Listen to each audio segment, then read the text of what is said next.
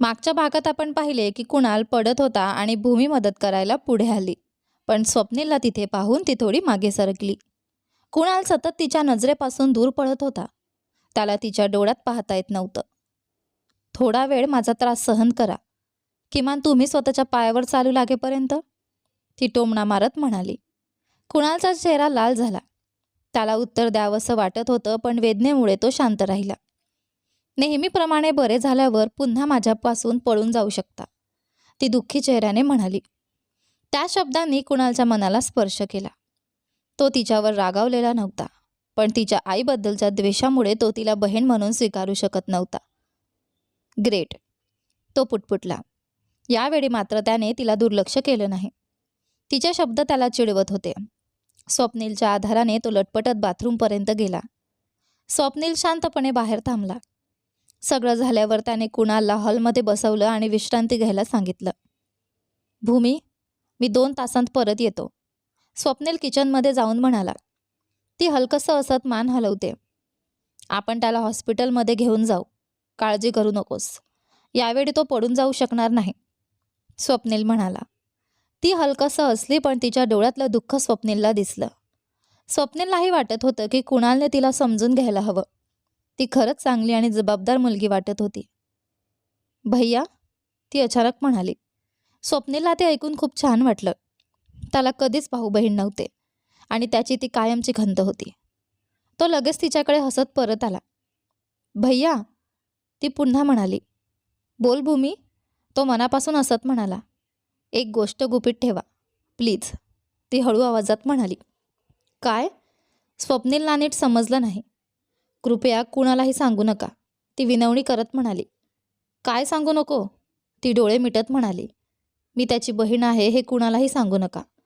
स्वप्नील गोंधळला. ती का लपवत होती? भूमीच्या डोळ्यात पाणी आलं. मला ते त्याच्या तोंडून ऐकायचं आहे. त्या क्षणी स्वप्नीलला समजलं हे तिच्यासाठी किती महत्त्वाचं आहे. कुणालने तिला बहीण म्हणून स्वीकारणं हेच तिच्यासाठी सगळ्यात मोठं स्वप्न होतं. स्वप्नील मनातच म्हणाला, कुणाल खरंच खूप नशीबवान आहे. नक्की? स्वप्नील तिच्याकडे गंभीर नजरेने पाहत विचारतो. त्याला पुन्हा एकदा खात्री करून घ्यायची होती. हो, मला खात्री आहे भैया. त्याने मला कधीही त्याला भैया म्हणूही दिलं नाही, ती म्हणाली. मग मी त्याला असंच कसं सोडू? ती हलकंसं हसली. त्याने मला दुखावलं ठीक आहे. तो माझा भाऊ आहे, मी त्याला माफ केलं. पण तो माझी ओळख लपवतोय ते मी सहन करू शकत नाही. त्याने मला आणि रोहनला त्याची भावंड म्हणून स्वीकारावं. तोपर्यंत मी हे कुणालाही सांगणार नाही. मी त्याची बहीण आहे. मग माझ्याकडून तो काय अपेक्षा करतो? ती ठामपणे म्हणाली. स्वप्नीलने एक दीर्घ श्वास घेतला. राहुलला हे सगळं माहीत आहे की नाही त्याला माहीत नव्हतं, पण आता त्याच्यासाठी सत्य सांगणं अशक्य होतं. त्याला असं का वाटत होतं की राहुलला भूमीबद्दल खूपच रस आहे? का बरं? त्याने अनेकदा राहुलला तिच्याशी फोनवर बोलताना पाहिलं होतं. अगदी एकदा कौटुंबिक भेटीतही त्याने तिचं नाव 2दा घेतलं होतं. अंजलीनेही त्याच्या वागण्यातला बदल ओळखला होता आणि भूमीबद्दल चौकशी केली होती. आता मात्र स्वप्नील कोणालाही तिच्याबद्दल एक शब्दही सांगू शकत नव्हता. तू मला खूप कठीण परिस्थितीत टाकतेस भूमी, स्वप्नील अंगठ्याने गाल सोडत विचारात पडला. भैया, ती अलगद म्हणाली. तिला स्वप्नीलकडून आश्वासन हवं होतं. मी वचन देतो, स्वप्नील म्हणाला. तो खरंच असहाय्य झाला होता. भूमीच्या चेहऱ्यावर मोठं हास्य उमटलं. हे थोडं लवकर नाही का?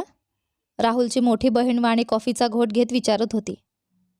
मला माहीत नाही, राहुलने वाणी आणि तिचा नवरा आनंदकडे पाहत भुवया उंचावल्या. वा, किती सुंदर आहे, वाणी अंगठीवर बोट फिरवत म्हणाली. राहुलला मुळीच नको होतं की तिला भूमीबद्दल कळावं, पण ही अंगठीच त्याची पोलखोल करत होती. तो त्यांच्यापासून काहीही लपवू शकत नव्हता. वाणीला ती अंगठी सापडली आणि तिने जवळजवळ 3 तास त्याची चौकशी केली. शेवटी राहुलने हार मानली. ती कशी दिसते? मला तिला पाहायचं आहे, वाणी खोडकर हसत म्हणाली. राहुलला तिचं ते लहान मुलासारखं वागणं खूप आवडत होतं. त्याने मोबाईलमध्ये भूमीचा फोटो दाखवला. वा, किती गोड आहे ती, वाणी पुन्हा हसली. राहुलने पटकन मोबाईल तिच्या हातातून परत घेतला. तुम्ही सगळे कसे आहात? आई, बाबा, स्वप्नील, सगळं ठीक आहे ना? वाणीने त्याचा हात धरत विचारलं. सगळे मस्त आहेत, पण आई बाबा सतत माझ्या लग्नाबद्दल त्रास देत आहेत, राहुल लहान मुलासारखा तक्रार करत म्हणाला. तुला माहिती आहे, स्वप्नीलही माझ्या मागे लागलाय, तो चिडलेल्या चेहऱ्याने म्हणाला. आता वेळ झाली आहे राहुल, तू ते टाळू शकत नाहीस, वाणी गंभीरपणे म्हणाली. राहुललाही ते माहीत होतं. किती दिवस तो टाळणार? मला तुझ्याशी याबद्दल बोलायचंच होतं. तुला कल्पना नाही बाबांनी काय प्लॅन केलाय, राहुल रागावत म्हणाला. काय केलं त्यांनी? वाणी हसू दाबत विचारू लागली. काय? तिच्या त्या प्रतिक्रियेमुळे तो चिडला. सॉरी, ती हळूच म्हणाली आणि त्याचा हात थोपटला. त्यांनी माझ्या परवानगीशिवाय प्रकृती नावाच्या मुलीशी माझं लग्न ठरवलं, राहुल उठत म्हणाला. ओह, आनंदने सुस्कारा टाकला. त्यांनी तिला गायिका म्हणून ओळख करून दिली आणि तिचा आवाज ऐकून कॉन्ट्रॅक्ट देण्याचा विचार कर असं सांगितलं. आमची एकदा भेटही झाली. नंतर मला त्यांच्या खऱ्या हेतूची माहिती झाली. तो असा का आहे? राहुल निराशपणे म्हणाला. आनंद कपाळावर आठा घालत म्हणाला. मला 10 वर्षातही ते समजले नाहीत. वाणी आणि आनंदचं लग्न होऊन 10 वर्ष झाली होती. त्यांना 2 सुंदर मुलंही होती. दोन्ही कुटुंबांच्या संमतीने लग्न झालं होतं. तरीही वाणीच्या वडिलांना आनंद अजिबात आवडत नव्हता. कोणीही त्यांना कारण विचारलं की ते फक्त भुवया उंचावून विषय टाळायचे. वाणीच्या आईलाही आजपर्यंत त्यांनी उत्तर दिलं नव्हतं. त्यांची ही सगळ्यात वाईट सवय आहे, वाणी मन मोकळं करत म्हणाली. एकदा मत बनवलं की मग परिस्थिती काहीही असो, माणूस कोणताही असो, ते त्यावर ठाम राहतात. त्यांना आनंद का आवडत नाही हेच कळत नाही. पण तू पाहिलंय ना ते त्याच्याशी कसं वागतात? ती डोळे मिटत म्हणाली. याच कारणामुळे ती आईवडिलांकडे फारशी जात नसे. तिला जेव्हा त्यांची आठवण येई तेव्हा ती आईला आणि राहुलला स्वतःकडे बोलवून घ्यायची. सुदैवाने तिचे वडील त्यांना रोखत नव्हते. त्यांना पटवणं खूप कठीण आहे, वाणी कडू सत्य सांगत म्हणाली. आता काय करायचं? राहुल खिडकीतून बाहेर पाहत खिशात हात घालत उभा राहिला. तिला खरं सांग, आनंद म्हणाला. राहुल त्याच्या शब्दांनी दचकला आणि त्याच्याकडे फिकट चेहऱ्याने पाहू लागला. आत्ता नाही सांगितलं तर कधीच सांगू शकणार नाहीस, आनंद त्याच्या खांद्यावर हात ठेवत म्हणाला. बाबांनी एकदा निर्णय घेतला की त्यांना पटवणं अशक्य आहे. तुला जर खरंच तिच्यावर प्रेम असेल तर तिला ते सांग. आम्हाला नकोय की बाबांमुळे तुमचं दोघांचंही मन दुखावलं जावं. तू त्यांचा मुलगा आहेस आणि त्यांना चांगलं ओळखतोस, म्हणून सरळ त्यांच्या समोर जाऊन सत्य सांग. वाणीने त्याला स्पष्ट सल्ला दिला. राहुलने आपल्या बहिणीकडे पाहिलं. तिच्या चेहऱ्यावर थोडा राग दिसत होता. तो त्यांच्या शब्दांचा विचार करत तसाच बसून राहिला. म्हणूनच मी ठरवलं होतं की तिला प्रपोज करावं आणि तिचं उत्तर जाणून घ्यावं, तो हळू आवाजात म्हणाला.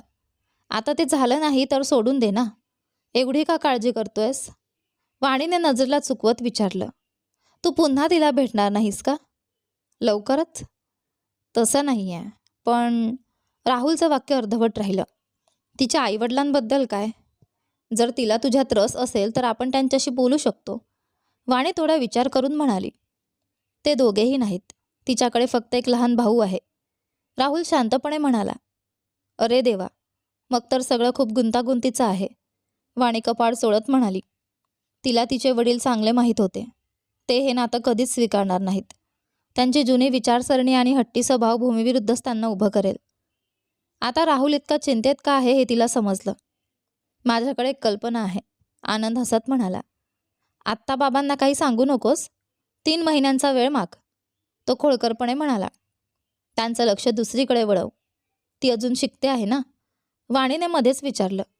हो, मग तिला तिचा कोर्स पूर्ण करू दे. तिचा पहिला कॉन्सर्ट शांतपणे होऊ दे, आनंद पुढे म्हणाला. तिला जगाला स्वतःचं कौशल्य दाखवू दे. मग बाबांना तुझ्या भावना सांग. ते सरळ नाही म्हणू शकणार नाहीत.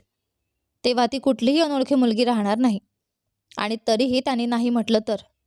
आनंदने बोट चटकन वाजवत मिश्किलपणे हसत राहुलकडे पाहिलं. हो, कल्पना चांगली आहे, वाणी हसत म्हणाली. बाबांना पटवण्यासाठी हा कदाचित एकमेव मार्ग आहे. हे तू अजून कोणाला सांगितलं आहेस का? आनंदने भुवया उंचावत विचारलं. कोणालाही कळायला नको, विशेषतः तुझ्या बाबांना तर अजिबात नाही, तो गंभीरपणे म्हणाला. नाही, मी स्वप्नीलाही काही सांगितलेलं नाही, राहुल हळू आवाजात म्हणाला. खूप छान, आनंद म्हणाला. याचा अर्थ असा नाही की ते बाबांना सांगतील, पण तुला माहीत आहे ना तुझे बाबा कसे आहेत. फक्त फोनवरचा आवाज किंवा एखादा छोटासा इशारा पाहूनही ते सगळं ओळखू शकतात, वाणी समजावत म्हणाली. पण राहुलला अजूनही खात्री वाटत नव्हती. त्याला निर्णय घेणं कठीण जात होतं. त्याला वाटत होतं की त्याने स्वप्नीलशी आपली भावना शेअर करावी. का कोण जाणे, पण स्वप्नीलच त्याला मदत करू शकेल असं त्याला वाटत होतं. त्याचवेळी आनंदची कल्पनाही त्याला योग्य वाटत होती. जर 3 महिने सगळं गुपित ठेवलं तर खरंच काही फरक पडेल का? तो सगळ्या शक्यता, फायदे आणि तोटे यांचा विचार करत होता. तरीही त्याला काही ठोस निर्णय घेता येत नव्हता. त्याला सर्वात जास्त चिंता होती ती आपल्या आईची. जर त्याच्या वडिलांनी त्याच्या प्रेमाला नकार दिला तर घर सोडून जाण्याची हिंमत त्याच्यात होती. तो भूमीची चांगली काळजी घेऊ शकत होता. त्याच्याकडे ती क्षमता होती. त्याला वडिलांच्या पैशांची गरज नव्हती. त्याला फक्त भूमीकडून एक हो हवी होती. पण तो घर सोडून गेला तर त्याच्या आईचं काय होईल? त्याचे वडील सगळा राग तिच्यावर काढतील निर्दयीपणे. म्हणूनच राहुलला हे सगळं शांतपणे हाताळायचं होतं. नाहीतर त्याच्याकडे दुसरा पर्याय नव्हता. तो भिंतीकडे पाहत विचारांच्या गर्तेत हरवून बसला. 2 तासांनंतर स्वप्नील परत आला. कुणाल शांतपणे नाश्ता करत होता. त्याचा चेहरा आधीपेक्षा थोडा शांत दिसत होता. स्वप्नीलने त्याच्याकडे पाहून हलकंसं स्मित केलं. कुणालने बराच वेळ नाश्त्याला हात लावला नव्हता. जवळजवळ 1 तास प्लेट तशीच ठेवली होती. शेवटी त्याने ती उचलली आणि शांतपणे खायला सुरुवात केली. हे पाहून भूमी खूप खुश झाली. ती आनंदाने त्याच्याकडे पाहून हसली. स्वप्नीलने दोघांकडे पाहून पुन्हा हसू दिलं. तयार आहेस? जाऊया? स्वप्नीलने कुणालला विचारलं. कुठे? का? कुणालने खोटा राग दाखवत विचारलं. हॉस्पिटल. स्वप्नीलने कमरेवर हात ठेवत ठामपणे सांगितलं. कुणालने कपाळावर आठ्या घातल्या. त्याला काही बोलायचं नव्हतं. स्वप्नीलच्या हावभावांवरूनच त्याला समजलं की तो किती गंभीर आहे. झालं का? स्वप्नीलने क्षणभर थांबून विचारलं. हो. कुणालने प्लेट बाजूला ठेवत उत्तर दिलं. चल. स्वप्नीलने त्याला उभं राहायला मदत केली आणि दोघं कसंबसं कारपर्यंत पोहोचले. भूमी सतत त्यांच्यासोबत होती. कुणालला स्वप्नीलला विचारावंसं वाटलं, तो तिला हॉस्पिटलला का येऊ देतोय? पण त्याने स्वतःला आवरलं. भूमीला माहीत होतं की कुणालसाठी तिला स्वीकारणं कठीण आहे, तरीही ती हार मानणार नव्हती. तो आपलं आयुष्य खराब करत होता आणि ती ते असंच सोडू शकत नव्हती. स्वप्नील कुणालला हॉस्पिटलमध्ये घेऊन गेला आणि भूमी डॉक्टरांच्या कॅबिनच्या बाहेर शांतपणे त्यांची वाट पाहत बसली. हॅलो. तिने कॉल उचलला आणि पाहिलं तर तो राहुल होता. सर, ती थोडी संकोचात म्हणाली. राहुल तिच्या त्या संबोधनाने थोडा आश्चर्यचकित झाला. सर? परत सर? तो स्वतःशीच पुटपुटला. तिने ते ऐकलं की नाही त्याला कळलं नाही. मी माझ्या भावासोबत आहे, ती हलक्या आवाजात म्हणाली. राहुलने डोळे फिरवले. तिचा भाऊ काय एखादा राक्षस आहे का? त्याच्या मनात विचार आला. भूमी? तो क्षणभरानंतर म्हणाला. बोला. सर? ती अडखळत म्हणाली. तिला स्वप्नील किंवा कुणालला त्यांच्या मैत्रीबद्दल कळू द्यायचं नव्हतं. तिला स्वतःच्या भावनांबद्दलही अजून खात्री नव्हती. तिला सगळं गुंतागुंतीचं करायचं नव्हतं. स्वप्नीलकडून तिने बऱ्याच गोष्टी शिकल्या होत्या. राहुल हा स्वप्नील आणि कुणाल दोघांचाही जिवलग मित्र आहे हे तिला माहीत होतं. त्यामुळे तिला फार आश्चर्य वाटलं नव्हतं. जर खरंच तिला राहुलवर प्रेम असेल आणि कुणालने तिला बहीण म्हणून स्वीकारलं तर ती हे काही मोठं प्रकरण मानणार नव्हती. पण अजून ती स्वतःच्या भावनांबद्दल खात्रीशीर नव्हती. तिला त्याची आठवण येत होती. त्याच्या छोट्या छोट्या गोष्टी तिच्या मनावर परिणाम करत होत्या. पण ते प्रेम आहे असं ती ठामपणे म्हणू शकत नव्हती. कारण याआधी ती अशी चूक करून बसली होती. तिला वाटलं होतं की विराजवर तिला प्रेम आहे, पण ते फक्त मैत्री होती. ती स्वतःलाच मूर्ख समजत होती. विराज तिचा जिवलग मित्र होता आणि तिने त्या मैत्रीला प्रेम समजण्याची चूक केली होती. सुदैवाने तिने त्यांच्या नात्याला काही बिघडू दिलं नव्हतं. काही दिवस विचार करून तिला कळालं होतं ते फक्त किशोरवयीन आकर्षण होतं. ते दोघे लहानपणापासून एकत्र वाढले होते. 20 वर्षांची मैत्री, त्यांच्या कुटुंबाची देखील मैत्री. म्हणूनच ती त्याला खूप मिस करत होती. पण शेवटी तिला समजलं ते फक्त मैत्रीच आहे. ते दोघे पूर्णपणे वेगळ्या स्वभावाचे होते. त्यांचं नातं कधी चाललं नसतं. सुदैवाने तिला हे वेळेत कळलं. ही गोष्ट फक्त तिच्या आईला माहिती होती. तिच्या आईनेच तिला तिच्या भावनांचा अर्थ समजून घ्यायला मदत केली होती. आता ती विराजसाठी आनंदी होती. त्याला मानसी मिळाली होती. पण मानसीला भूमीशी जास्त जवळीक आवडत नव्हती. कदाचित तिला वाटत असावं की भूमीमुळे विराजचं लक्ष तिच्याकडून दूर जाईल. म्हणूनच भूमी स्वतःहून विराजपासून थोडं अंतर ठेवत होती. त्यांना दोघांनाही थोडा वेळ हवा होता. यावेळी मात्र तिला त्याची फारशी आठवण येत नव्हती. तिने डोळे मिटले आणि राहुलचा विचार केला. राहुलचे विचार मात्र तिच्या मनातून काही केल्या जात नव्हते. ती कितीही प्रयत्न करून त्याचा विचार टाळायचा प्रयत्न करत होती. तरीही ते विचार तिला सतत त्रास देत होते. पण तिच्या मते राहुललाही आपल्या भावनांचा विचार करण्यासाठी वेळ हवा होता. तिलाही वेळ हवा होता. वेळच ठरवेल त्यांच्या नात्याचं भविष्य, कारण शेवटी वेळच सर्वात योग्य निर्णय घेणारा असतो. ती काही क्षण काहीच बोलली नाही. फोनच्या दुसऱ्या बाजूला राहुल तिच्या उत्तराची वाट पाहत होता. त्याला थोडी चिडचिड झाली, कदाचित पहिल्यांदाच. भूमी, राहुल थोड्या चिडलेल्या आवाजात म्हणाला. राहुल, ती घाईघाईने हॉस्पिटलच्या बाहेर येत म्हणाली. त्याचं नाव तिच्या तोंडून सहजपणे बाहेर पडलं. काही क्षण दोघेही शांत राहिले. दोघांनाही एकमेकांची खूप आठवण येत होती आणि ते दोघांनाही माहीत होतं. तुझी खूप आठवण येते, राहुल प्रामाणिकपणे म्हणाला. मलाही, ती म्हणणार होती पण शब्द गिळून टाकले. ती इतक्या लवकर आपली भावना व्यक्त करू इच्छित नव्हती. ती फक्त म्हणाली. त्यामुळे राहुल थोडा निराश झाला. आणखी 2 दिवस, तो सुस्कारा टाकत म्हणाला.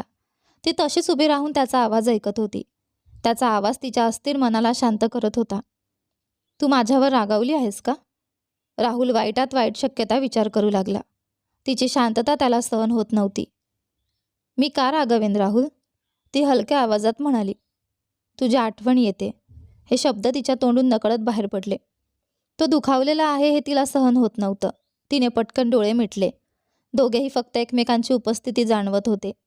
बोलण्यासारखं काही नव्हतं. त्यांना या नात्याबद्दल विचार करण्यासाठी वेळ हवा होता. पण एकमेकांपासून दूर राहणंही कठीण होतं. त्यांच्या छोट्या छोट्या कृतींचाही एकमेकांवर मोठा परिणाम होत होता. 2 दिवसांनी भेटू, राहुल म्हणाला. त्याला अजून बोलणं जड जात होतं. नक्की, ती हसत म्हणाली. कॉल कट केल्यानंतर तिच्या चेहऱ्यावर खरं हसू उमटलं. भूमी, मागून आवाज आला. ती दचकून मागे वळली. तिच्यासमोर स्वप्नील उभा होता. तिने घाबरत आपलं हृदय पकडलं. तिचं हृदय जोरात धडधडत होतं. त्याने त्याचं संभाषण ऐकलं का? आता योग्य वेळ नव्हती. सर्वप्रथम कुणालने तिला बहीण म्हणून स्वीकारायला हवं. त्यानंतरच ती त्याला राहुलबद्दल सांगणार होती. तिने आधीच निर्णय घेतला होता. ती हळू आवाजात पुटपुटली.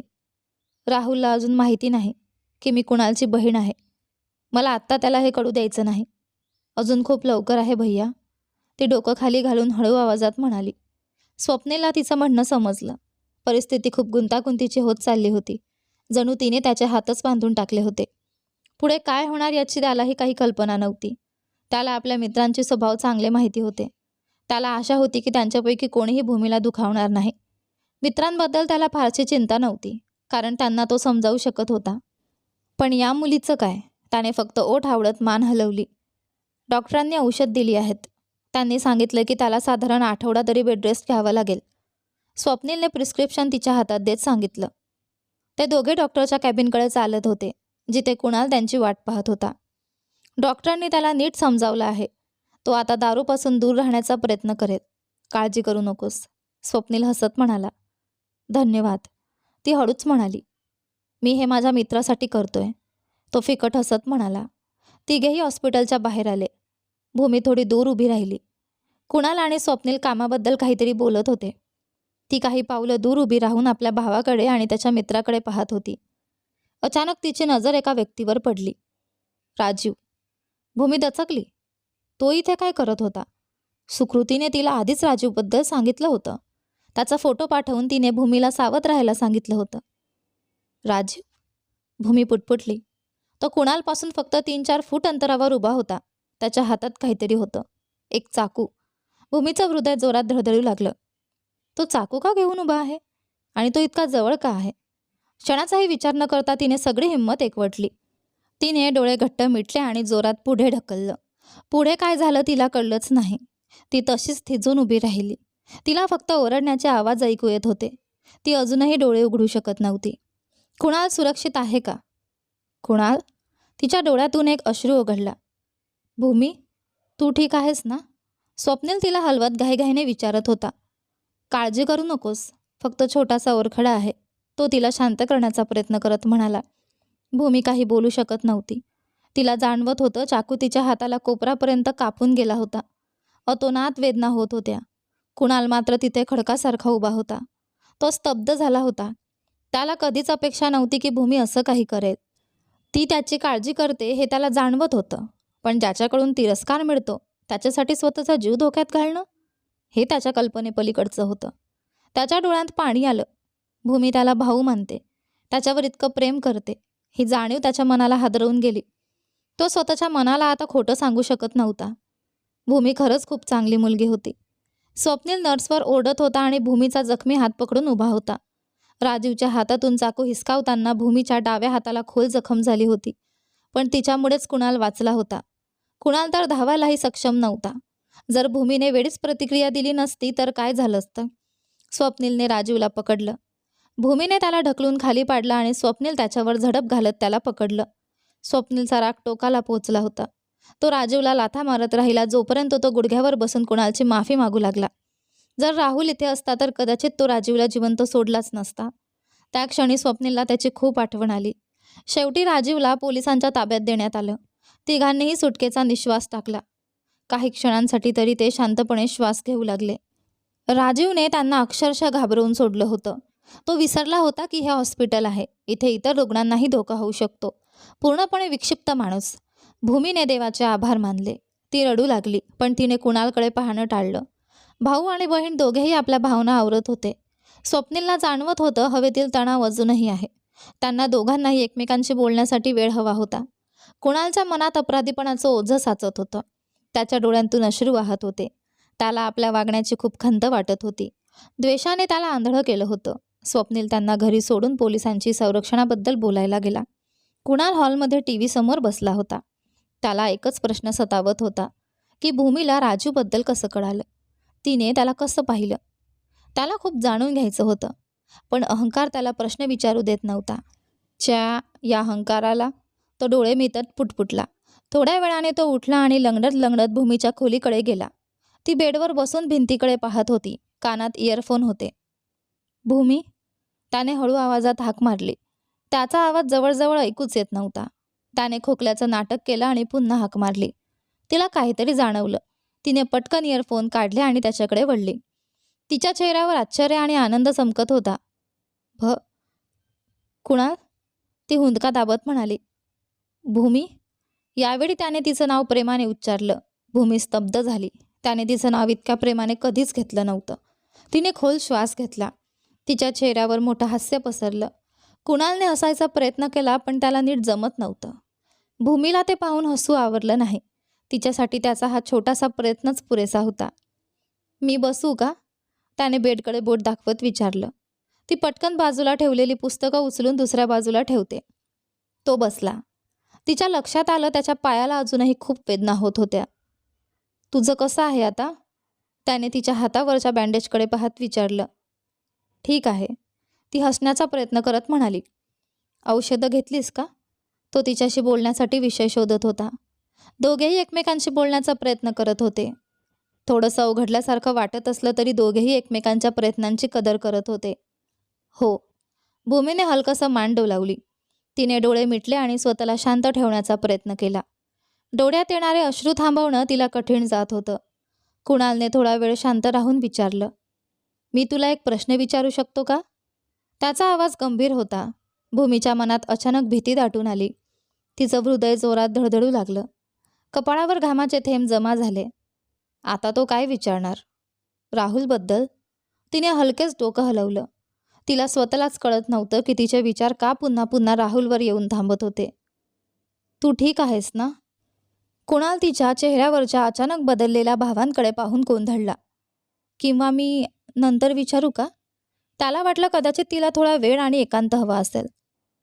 नाही नाही. भूमीने पटकन हात हलवला आणि त्याचा हात पकडून त्याला पुन्हा बसायला सांगितलं. कुणाल हलकंसं हसला. तू काहीही विचारू शकतोस कुणाल. ती खाली मान घालून शांत आवाजात म्हणाली. कुणाल काही क्षण शांत राहिला आणि मग थेट प्रश्न विचारला. तुला राजूबद्दल कसं माहीत आहे? राजू? भूमीने थोडंसं घाबरत बनावट हसू दिलं. हो, राजू. तू त्याला आधीपासून ओळखतेस का? कसं? कुणालचा आवाज गंभीर झाला. भूमीचं मन खचलं. मी खरं सांगू का? वहिनीशी झालेली माझी गुपित बोलणी सांगितली तर भाऊ रागावेल का? अजून काही क्षणांपूर्वीच तर तो तिच्याशी नीट बोलायला लागला होता. राजीव. राजीव. ती अडखळत म्हणाली. तिची नजर तिच्या मांडीवर खिळली होती. कुणाल निराश झाला. ठीक आहे, जर तुला सांगायचं नसेल तर नको सांगू. तो उठायला लागला. यानंतर पुढे काय होते ते पहा आपल्या कथेच्या पुढच्या भागामध्ये. पण तोपर्यंत तुम्हाला हा भाग कसा वाटला मला कमेंट करून नक्की कळवा. धन्यवाद.